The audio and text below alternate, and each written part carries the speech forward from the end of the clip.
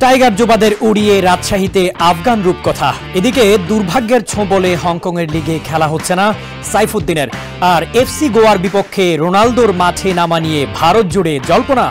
সব খবর এক করে জানাবো আজকের খেলার বেলায়। গুরুত্বপূর্ণ টুর্নামেন্টের সময়গুলোতে ইনজুরির কারণে ছিটকে যান টাইগার অলরাউন্ডার মোহাম্মদ সাইফুদ্দিন। এর আগেও বিভিন্ন সিরিজে নির্বাচকদের বিবেচনায় থাকলেও হঠাৎ ইনজুরির কারণে আলোরও পথ দেখা হয়নি তার।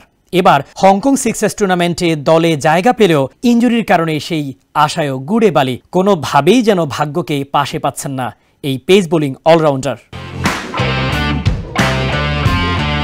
ফয়সাল খানের সেঞ্চুরিতে ২৭৫ রানের পুঁজি গড়া আফগানিস্তান অনূর্ধ্ব-১৯ দল টাইগার যুবাদের হারিয়ে দিয়েছে ১০২ রানের বিরাট ব্যবধানে, আর তাতেই ৫ ম্যাচের সিরিজে সমতায় ফিরল আফগান যুবারা। বগুড়ায় প্রথম ওয়ানডেতে ডিএলএস মেথডে ৫ রানের জয় পেয়েছিল বাংলাদেশ। একই মাঠে দ্বিতীয় ওয়ানডে বৃষ্টিতে ভেসে যায়। সিরিজের চতুর্থ ম্যাচ ৭ নভেম্বর। ঘরের মাঠে না হলেও এবার এফসি গোয়ার বিরুদ্ধে ফুটবল কিংবদন্তি রোনালদোর খেলা দেখার সৌভাগ্য হতে পারে ভারতীয় ফুটবল প্রেমীদের।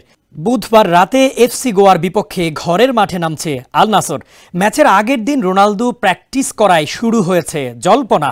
গেল মাসে ভারতে আসার খবরে যে আশায় বুক বেঁধেছিল ভক্তরা, এবার কি এফসি গোয়ার বিপক্ষে মাঠে নেমে তা পূরণ করবেন ফুটবলের মহাতারকা? নারী বিশ্বকাপ জয়ী হারমানপ্রীত কৌরকে নিয়ে গেল সচিন, ধোনি, কোহলিদের কাতারে।